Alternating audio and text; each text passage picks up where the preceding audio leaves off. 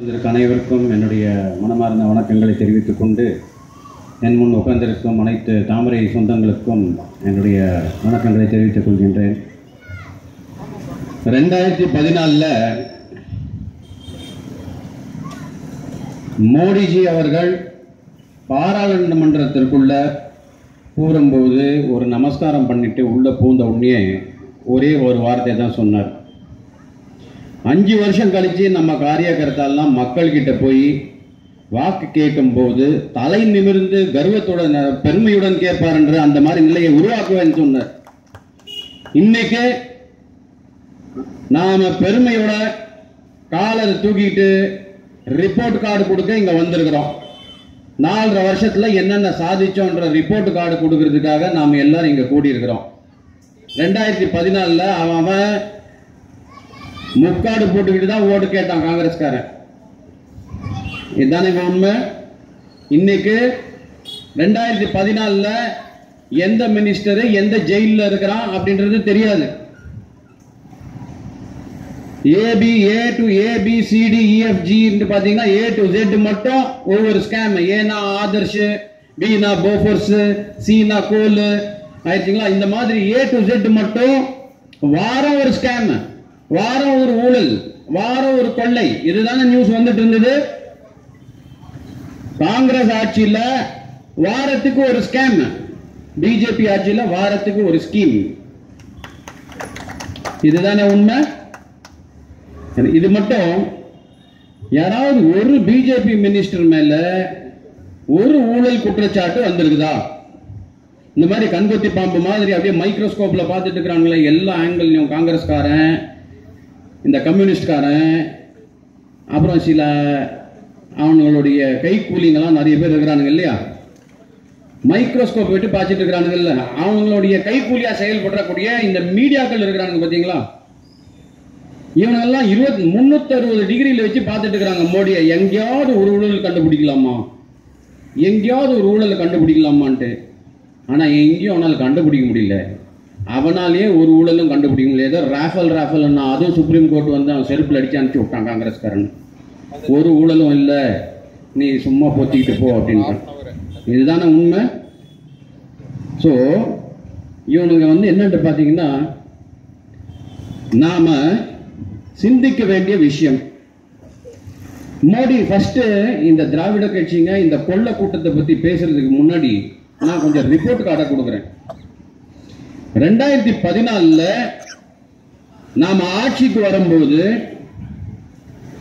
இந்தியால இந்த இதெல்லாம் இருக்கு பாத்தீங்களா, டாய்லெட் எல்லாம் கக்கூசன் எவ்வளவு வீட்டுல இருந்ததுன்னா 38% வீட்டுல தான் இருந்தது. இன்னைக்கு 94% வீட்டுல இந்தியால கழிப்பறைகள் வந்திருக்கு. இதுதானே உண்மை. அதாவது சுதந்திரம் பெற்று 72 வருஷம் இவனுங்க வந்து 38% வீட்டுல தான் கழிப்பறை இருந்தது. ஆனா இன்னைக்கு 4 வருஷத்துல கிட்டத்தட்ட 55% மக்களுக்கு இவர் எக்ஸ்ட்ராவா கொடுத்திருக்கிறார். 72 வருஷத்துல இவன் புடுங்காதத நாம 4 வருஷத்துல சாதிச்சு காமிச்சிருக்கிறோம். இவன் என்ன சொல்றான், சுயமரியாதை இயக்கம்ட்டு. நான் இங்க எதுவுமே இல்லை, சேலான்ட்டா சிட்டியில கலரம்பட்டிக்கு அந்த பக்கம் ஒரு காலனி இருக்கு. அந்த காலனிக்கு நான் போயிருந்தேன். அங்க 100 வீட்டுல 20 வீட்டுக்கு தான் கழிவறை இருக்கு, 80 வீட்டுக்கு இல்லை. அந்த பெண்கள்லாம் நான் கேட்டா என்ன சொல்லிட்டு இருந்தாங்கன்னா, ஐயா இவ்வளவு வருஷம் வந்து நாம வந்து ஒதுங்கி போயிட்டு இருந்தோம். வெளிக்கு போகணும்னா இருட்டுறதுக்கு வெளிச்சம் வர்றதுக்கு முன்னாடி நாம போகணும். தனியா போக முடியாது, 4-5 பெண்கள் சேர்ந்துட்டு தான் போகணும். ஒருத்தர் பாதுகாக்கணும், ஒருத்தர் காவல் காத்துட்டு இருக்கணும், பாக்கி பேர் உள்ள போகணும். முதல்னா மரம் செடி கொடியெல்லாம் இருந்தது, ஒதுங்கிறதுக்கு இடம் இருந்தது. ஆனா இப்ப எங்க பார்த்தாலும் கட்டடம் வந்துருச்சு, ஒதுங்கிறதுக்கு இடம் இல்லைங்க ஐயா. எங்க பார்த்தாலும் இந்த சாராயம் பாட்டில உடைச்சி பீங்கானாட்டம் போட்டுக்கிறானுங்க, காலெல்லாம் குத்திக்குது. எங்களுக்கு காலை கடன் செய்யறது பார்த்தீங்கன்னா ஒரு மிக கஷ்டமான நிலைமையா இருந்தது. ஆனா இப்ப வந்து மோடிஜி வந்து எங்களுக்கு ஒரு எல்லாரும் டாய்லெட் கட்டிக்கங்கன்னு சொல்லி 12,000 ரூபாய் கொடுத்து எங்களுடைய மானத்தை காப்பாற்றினாங்க. அது மட்டும் இல்ல, நம்ம வீட்டில் இருக்கக்கூடிய சின்ன பெண்களுக்கெல்லாம் வந்து பாத்தீங்கன்னா வயசுக்கு வந்த பெண்கள்லாம் எப்படிங்க வெட்ட வெளியில போவாங்க? நம்மளுடைய மானத்தை பத்தி கவலைப்படாத இந்த திராவிட கட்சி இங்க வந்தாங்கன்னா விளக்கு மாதிரி எடுத்து அடிப்போயா இந்த பொம்பளைங்கள்லாம். எங்களுடைய மானத்தை காப்பாற்றின ஒரே ஒரு நபர் மோடி தான் அப்படின்ட்டு நான் சொல்ல. அந்த ஏரியாவில் இருக்கிற பெண்கள்லாம் இருக்கிறாங்க, யாருக்கா சந்தேகமா இருந்தா வாங்க, நான் கூப்பிட்டு போறேன். இது உண்மைங்களா இல்லையா? இதுக்கு அடுத்தது, என் வாழ்க்கையில என்ன மாற்றுதல், மோடி என்ன பண்ணிட்டாருன்னு சும்மா இந்த வாட்ஸ்அப்ல போட்டு இந்த 100க்கும் 150க்கும் விலைக்கு போற நாயங்க ஒரு 60 பேர் விலைக்கு வச்சிருக்கிறான். அவனுக்கு தினமும் வேலை என்னன்னு பாத்தீங்கன்னா மோடியை வந்து திட்டணும். நம்ம தமிழ் பிஜேபி தலைவர்கள் ஏதாவது ஒரு சோசியல் மீடியால வந்து ஏதாவது ஒரு பதிவு போட்டாங்கன்னா அவங்களை கெட்ட வார்த்தை திட்டுறது, தமிழை வளர்த்துறோம் கொச்சை பாஷையில இவனுக்கு பேசிக்கிட்டு தமிழோட மரியாதையை கெடுத்துட்டு, தமிழ்நாட்டோட மரியாதையை கெடுத்துட்டு, இவனுங்க வந்து தமிழ்ன்ற பேர்ல தமிழ் எல்லாம் எதுவும் வளர்த்த கிடையாது. இவனுங்க குடும்பத்தை தான் வளர்த்திருக்கிறானுங்க. எப்பப்ப இவன் குடும்பத்துக்குலாம் ஆபத்தோ அப்பெல்லாம் தமிழ் எழுத்துக்கிறது ஊர்காவட்டம். இவன் தமிழுக்கும் ஒன்றும் பண்ண கிடையாது, தமிழ்ல ஒன்றும் வரது கிடையாது. அவன் குடும்பத்தில் இருக்கிற 4 பொம்பளைங்களையும் பசங்களையும் கூப்பிட்டு பேச சொல்லுங்க, 2 சென்டென்ஸ் தமிழ்ல பேச மாட்டான். ஸோ இந்த மறுபடியும் நம்ம டாபிக் வரலாம், என்னென்ன சாதிச்சிருக்கிறாருன்றது. மோடி என்ன பண்ணிட்டார்? 2014 ஒரு போன் எடுத்துக்கிட்டீங்கன்னா அப்போ அவுட்ஸ்டே நீங்க எஸ்டிடி பண்ணணும்னா தனி ரேட்டு, டேட்டா யூஸ் பண்ணணும்னா அப்போ ஒரு ஜிபி டேட்டா வந்து பாத்தீங்கன்னா ஒரு எம்பி டேட்டா 250 ரூபா, இன்னைக்கு 3 ரூபா. அப்போ சராசரியா ஒரு தொழில் செய்யறவரு, நடுத்தர வர்க்கத்தில் இருக்கக்கூடியவர் போன் பில்லுக்கு மட்டும், மொபைல் பில்லுக்கு மட்டும் 2014 எவ்வளவு பே பண்ணிட்டு இருந்தாங்க? 1500 ரூபாய் பே பண்ணிட்டு இருந்தாங்க.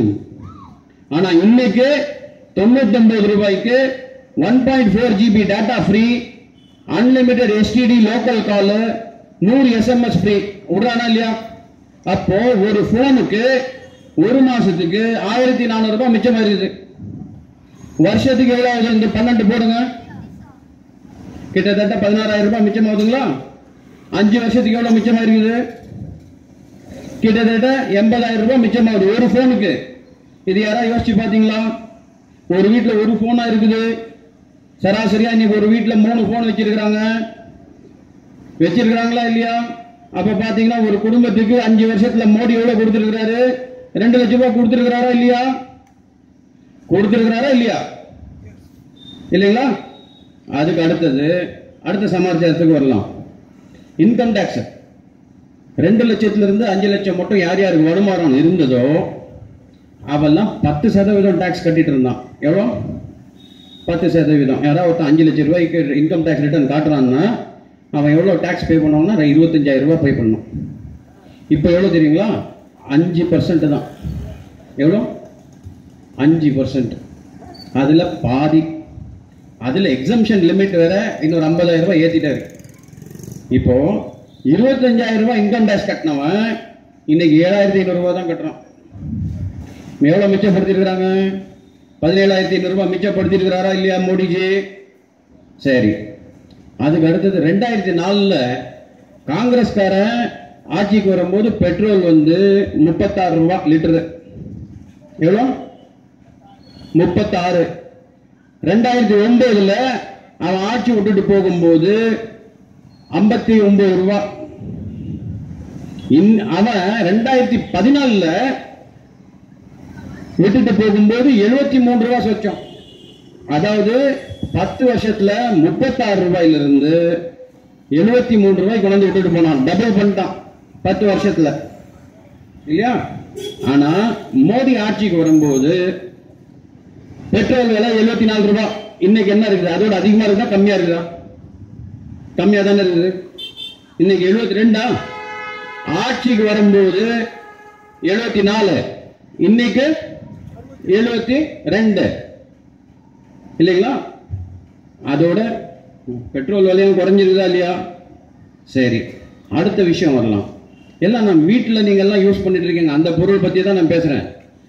மோடி ஆட்சிக்கு வரும்போது காங்கிரஸ் ஆட்சியில் இந்த கூறுகிட்ட இந்த காங்கிரஸ் ஆட்சியில் பருப்போட விலை வந்து 210 ரூபாய்க்கு போச்சா இல்லையா? 190 210 வித்துது. இன்னைக்கு 65 ரூபா. விலைவாசி குறைஞ்சிருக்குதா இல்லையா? கட்டுப்பாட்டில் வச்சிருக்கிறாரா இல்லையா? இந்த மாதிரி ஒவ்வொரு பொருளும் வந்து அவர் வந்து விலைவாசி கட்டுப்படுத்தி இருக்கிறாரு. இதுக்கு வந்து பார்த்தீங்கன்னா இதை பற்றிலாம் எந்த மீடியாக்காரனும் பேச மாட்டான். ஆயிடுச்சுங்களா? அதே மாதிரி அதாவது மோடிஜி என்ன பண்ணியிருக்கிறாருன்னா ஏழை மக்களுக்கும் நடுத்தர வர்க்க மக்களுக்கும் டார்கெட் பண்ணி அவங்களுடைய வாழ்வாதாரத்தை உயர்த்துறதுக்காக நிறைய ஸ்கீம் பண்ணியிருக்காரு. ஏழை மக்களுக்காக பார்த்தீங்கன்னா இலவச கேஸ் கனெக்ஷனு, இலவச என்னன்னு பார்த்தீங்கன்னா 2 ரூபாய்க்கு இன்சூரன்ஸு, 12 ரூபாய்க்கு ஆயில் காப்பீடு, அவங்களுக்கு வந்து திறன் மேம்பாடு இதுக்காக skill development course, Mudra loan. நாம் வந்து எங்கள் சொந்தக்கார கூட பிறந்தா கூட 5000 ரூபாய் கடன் கேட்டால் ஃபஸ்ட்டு தடவை ஃபோன் அட்டன் பண்ணுவான், செகண்ட் தடவை ஃபோனை கட் பண்ணிடுவான். மோடிஜி வந்து 5000 ரூபாயிலிருந்து 10 லட்சம் ரூபாய் மட்டும் முத்ரா லோனு செக்யூரிட்டியாக இல்லாமல் கொடுக்குறாரு.